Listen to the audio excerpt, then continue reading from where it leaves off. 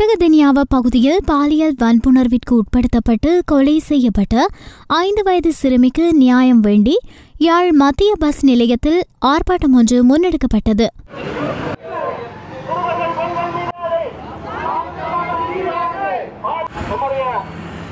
புதிய மார்க்சிச லெனினிச கட்சியும் சமூக நீதிக்கான வெகுஜன அமைப்பும் இணைந்து இந்த ஆர்ப்பாட்டத்தினை முன்னெடுத்தனர். இன்று காலை 10 மணியளவில் ஆரம்பமான இந்த ஆர்ப்பாட்டம் சுமார் 1 மணி நேரம் நடைபெற்றது. ஆர்ப்பாட்டத்தின் போது நேற்று வித்தியா, இன்று சேயா, நாளை யார், படுகொலை செய்யப்பட்ட சிறுமி சேயாவிற்கு நீதி வழங்கு, பெண்கள் மீது தொடரும் பாலியல் வன்புணர்வுகளை நிறுத்து, போதைப்பொருள் பாவனையை நிறுத்து, பாலியல் குற்றங்களுக்கு தனி நீதிமன்றம் அமைத்து விசாரி போன்ற வாசகங்கள் அடங்கிய ஸ்லோக அட்டைகளை கைகளில் ஏந்தியவாறு சிறுவர்களும் பெண்களும் இணைந்து ஆர்ப்பாட்டத்தில் கோஷமிட்டனர். சிறுவர்களுக்கு எதிரான வன்முறைகளை தாம் வன்மையாக கண்டிப்பதாக இதன்போது கலந்து கொண்டிருந்த சிறுவர்கள் மற்றும் பெண்கள் தெரிவித்திருந்தனர். சமூகத்தின் அத்திவாரமான முதுகெலும்பாக திகழ்கின்ற பெண்கள் மீதும் சிறுவர்கள் மீதும் திட்டமிட்டு கட்டவிழ்த்து விடப்படுகின்ற இந்த வன்கொடுமைகள், வன்புணர்வு கொலைகள் இது சாதாரணமாக ஆங்காங்கே நடைபெறுவது போன்று தோன்றினாலும் தொடர்ச்சியாக கிளிநொச்சி வவுனியா நெடுங்கணி பகுதியிலே கடந்த வருடம் இடம்பெற்ற பெரும் சிறுமி மீதான வன்புணர்வு, அதனைத் தொடர்ந்து வித்தியாவினுடைய வன்புணர்வு, அதனைத் தொடர்ந்து பரந்த நிலையில் இடம்பெற்ற வன்புணர்வு, இன்று 5 வயது குழந்தை கொட்டதெனியாவ பிரதேசத்திலே 5 வயது குழந்தை சிறுமி சேயா மீது கட்டவிழ்த்து விடப்பட்டிருக்கிறது. இந்த வன்கொடுமைகள் முடிவதாக இல்லை. இவற்றுக்கு காரணமாக போதை ஊட்டப்பட்ட இளைஞர்களும் அதற்கு பின்னாலே இருக்கிற போதை ஊட்டுகிற எங்களுடைய அரசாங்கங்களும் போதையை கட்டுப்படுத்தாத, போதை பொருட்களை தடை செய்யாத, போதைக்காக திறந்து விடப்பட்ட சந்தையுடைய எங்களுடைய அரசாங்கமும் சினிமாக்கள் தென்னிந்திய குப்பை வன்புணர்வையும் வன்முறைகளையும் ஊட்டி வளர்க்கின்ற சினிமாக்கள் இதுக்கு மிக அத்திவாரமாக அமைகின்றன.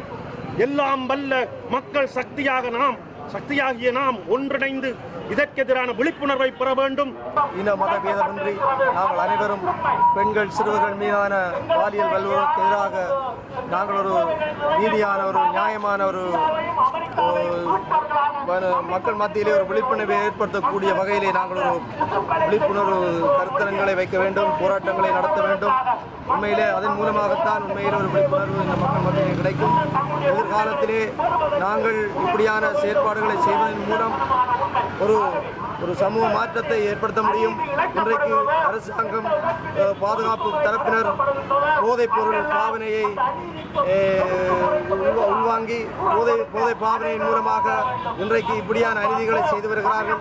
போதைப் பொருளை பாவிப்பதன் மூலமாக ஒரு சிலர் பெண்கள் மீது சிறுவர்கள் மீது பாலியல் துஷ்பிரயோகங்களை செய்கிறார்கள். இது உண்மையிலே கிராமமாக மக்கள் சமூக மட்ட அமைப்புகள் தங்கள் பகுதியில் உள்ள மக்களுக்கு விழிப்புணர்வுகளை ஏற்படுத்துவதன் மூலமாக எதிர்காலத்திலே நாடு தழுவிய இந்த இப்படியான அநீதிகள், அடக்குமுறைகள், இந்த கொடுமைகள், வாழ்வெட்டு கலாச்சாரங்கள், அச்சுறுத்தல்கள், களவுகள், கொலைகள் என்பன நிறுத்தப்படும். அவர்களுடைய அந்த பாலியல் வன்புணர்வு கொலையினை கண்டித்து அவருடைய பெண் விடுதலை சிந்தனை அமைப்பு சார்பில் இந்த யாழ்ப்பாணத்தில் போராட்டத்தில் கடந்த காலத்தில் உங்களுக்கு தெரியும், வித்தியாவினுடைய கொலையானது மிகப்பெரிய ஆர்ப்பாட்டங்களுக்கு மத்தியிலே எந்த ஒரு தீர்ப்பும் வழங்கப்படாத நிலையிலே இன்று வரை நடந்து கொண்டிருக்கின்ற நிலையில் ஈடுபட்டுக் கொண்டிருக்கிறது. ஆனால் அந்த எல்லோருடைய மனதிலும் அந்த வழி செலுத்துவதற்கு முன்பு என்று சொல்லி சேயாவினுடைய கொலையானது எல்லோருடைய மனதிலும் ஒரு ஆழ்ந்த துக்கத்தினை ஏற்படுத்தி இருக்கின்றது. சின்ன வயது சிறுமி வீட்டில் தன்னுடைய தாயாருடன் தூங்குவதற்கு கூட உரிமை இல்லாத இந்த நாட்டில் ஏனைய பிள்ளைகள் வாழ்வது எவ்வாறு என்கின்ற ஒரு மன உணர்வு பெண்களில் ஒவ்வொரு பெண்களுடைய மனதிலும் காணப்படுகின்றது. இன்றைக்கு யாழ்ப்பாணத்திலே அதாவது இந்த அடாவடித்தனங்கள், போதைப் பொருள் பாவனைகள், வன்புணர்வு கொடுமைகள், வாழ்வெட்டு கலாச்சாரங்கள் என்பன ஆழமாக ஊடுருவி இருக்கின்ற இந்த நிலையிலே இவற்றை கட்டுப்படுத்துவதற்கு அரசாங்கம் தகுந்த நடவடிக்கைகளும் எடுக்க வேண்டும் என்று கேட்டுக்கொள்கின்றோம். அதோடு இந்த குற்றவாளிகளுக்கு தனியாக நீதிமன்றத்தினை அமைத்து இவர்களுக்கு அதிகபட்ச தண்டனையாகிய மரண தண்டனையை வழங்குவதற்கு சமூகத்தில் இருக்கிற அனைத்து மக்களும், அதாவது இனம், மதம், மொழி வேறுபாடு இல்லாமல் எல்லோரும் ஒன்று சேர்ந்து இவர்களுக்கு அதாவது சமூகத்துக்கு எதிராக பெண்களுக்கு எதிராக ஈடுபடுகின்ற அனைவருக்கும் எதிராகவும் எங்களுடைய பெண் விடுதலை சிந்தனை அமைப்பினுடைய சார்பில் நாங்கள் இதனை மேற்கொண்டிருக்கிறோம். அதுபோல அனைத்து அமைப்புகளும் இவர்களுக்கு சரியான ஒரு தக்க தண்டனையை வழங்குவதற்கு எல்லோரும் ஒன்றிணைந்து செயல்பட வேண்டும் என்று எங்களுடைய பெண் விடுதலை சிந்தனை அமைப்பு அதே வேளையில் பெண்களினை சமூகத்திலே ஒரு அழகு சாதன பொருளாக பார்க்காமல்